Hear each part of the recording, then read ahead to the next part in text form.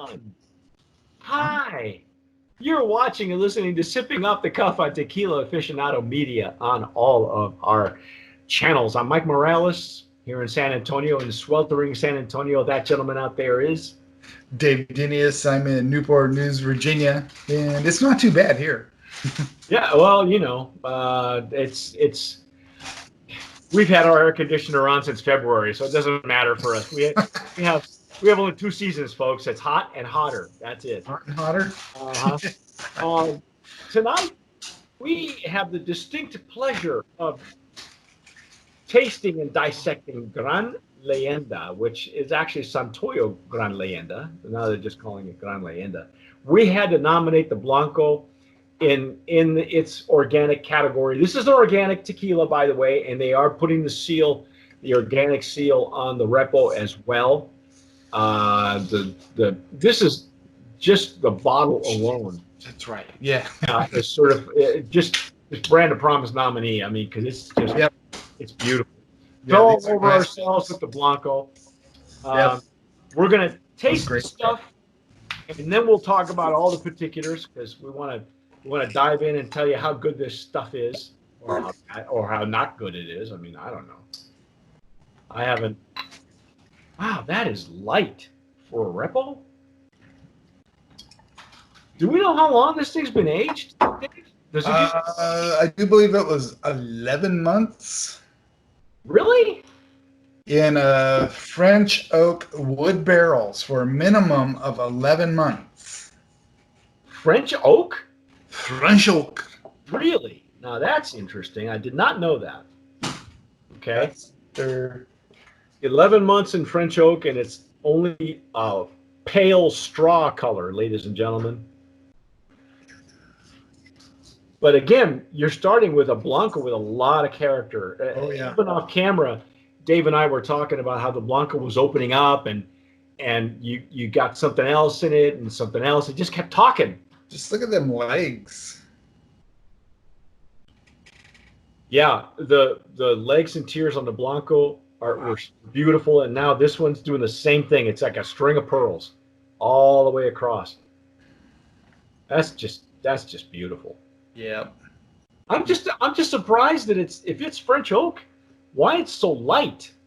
I'm using my Stasel Jarrito.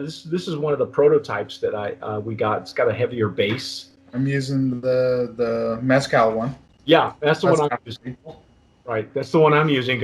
Because I'll tell you what, you want to get all the aromas out of that agave. Oh, and it's still there. Yep.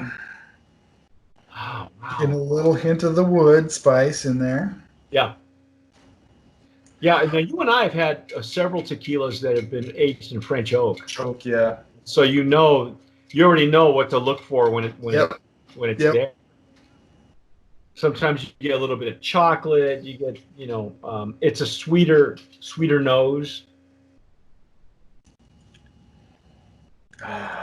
But I still get some of that agave right off the top, right at that first sniff. Yep. Oh. Wow. Lots of wood, It's very lovely smelling reposado. It's surprising to me how much character there is in the Repo, and yet how light the color is, and it's a French oak. It's added this layer of complexity that I wasn't expecting. I thought when you do French oak, when you use it, it tends to really influence the juice. And that's not the case here. It's almost like it's not. It hasn't overwhelmed or overpowered the Blanco. Yeah, it's saying something about a signature series French oak wood barrels. 11 months. And what, 12 is the cutoff for now? Yeah. So they're taking it right up there, probably 364 days. Well, no. But close to it, minus 30 days, yeah. 330 days or something like that. So it's minimum of 11 months. Well, Let's dive in. Let's see what we get. I'm anxious to see if I get any agave out of it.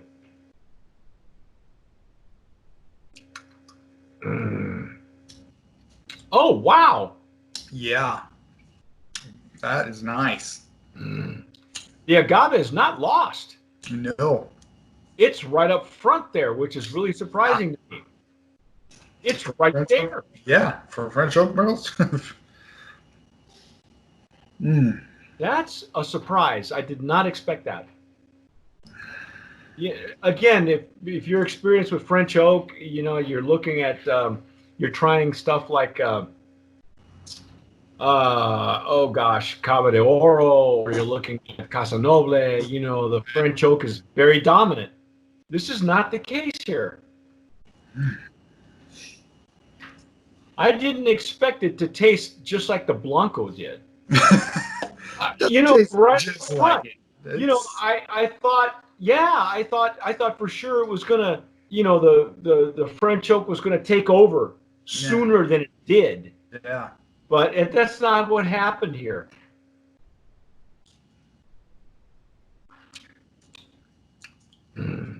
Doesn't have quite as a heavy of a mouthfeel as the Blanco did.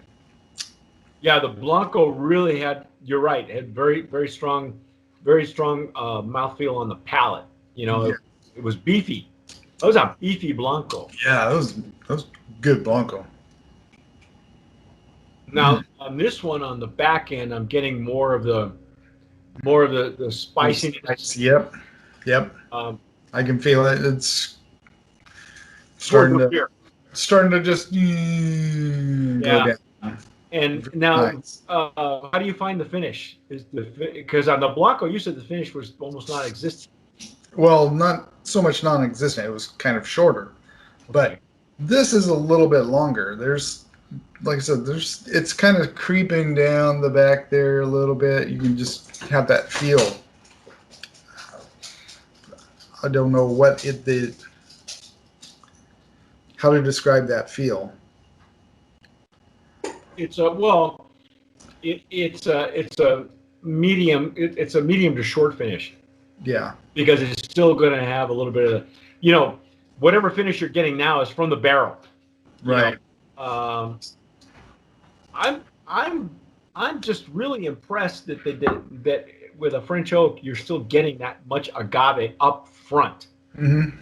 Because that's not been the case in the past with any of the other tequilas that we've had that start off with a great Blanco and then you put it into a French oak barrel and the agave just gets lost.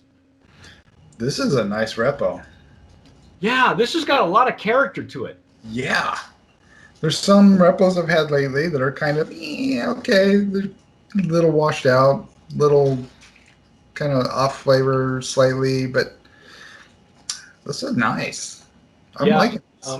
This has got a lot of character in it. Now, would you? Now, and I know you do some cocktails. Would you mix this in a cocktail?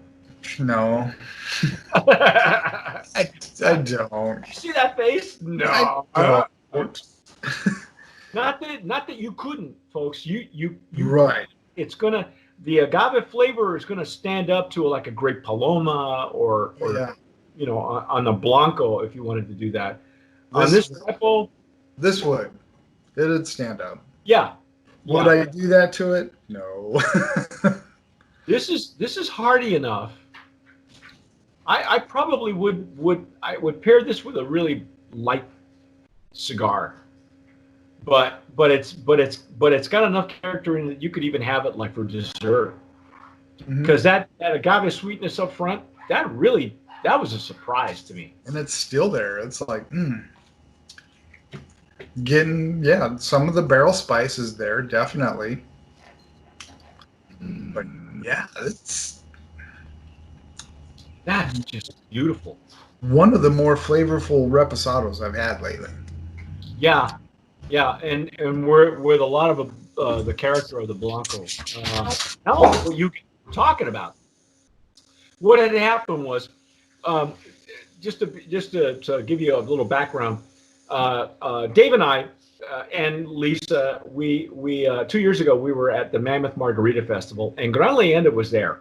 Yes. And I was busy with another brand, and we were busy interviewing. And Dave and Lisa went to this Grand Leyenda. And when they saw that it was organic, they said, "Oh, great!" So they came back, and it was toward the end of the show, and it was getting late. And Lisa says to me, "You got to try the Blanco one." And Dave says, "No, you got to try the Añejo." So we've been trying to get samples of the brand for like 2 years. Finally, we were able to acquire samples. Want to thank the folks at Gran Leyenda who are really, really nice to send that out to us. You can catch them on Instagram. They've done a beautiful, beautiful job with this tequila. This is a let's give the particulars very quickly here. This is coming up Destilería Las Americas, which 1480. Right. It's getting the bulk of the certified organic tequilas that are coming out of it. It is USDA certified organic by BioAgricert. 1480 is the NOM number. A lot of great brands come out of there. Four Copas comes out of there. One with Life. Life. Uno, dos, tres, organic. Yeah. So a lot of really great brands are coming out of there. A lot of them are winners. Let's just go. Brand of Promise nominee in the organic reposado category. Wow. MSRP from Old Town, $44. That's a steal.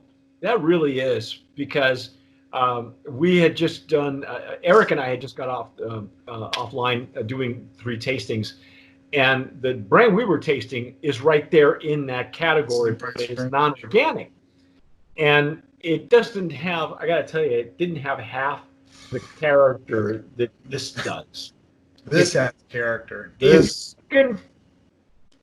you're looking for taste and character, if you don't want to taste all barrel, if you don't want to taste just vodka, then this is the kind of stuff you want to. Yeah, this is good stuff. Wow! Congratulations to these folks. Look at that! Look at that!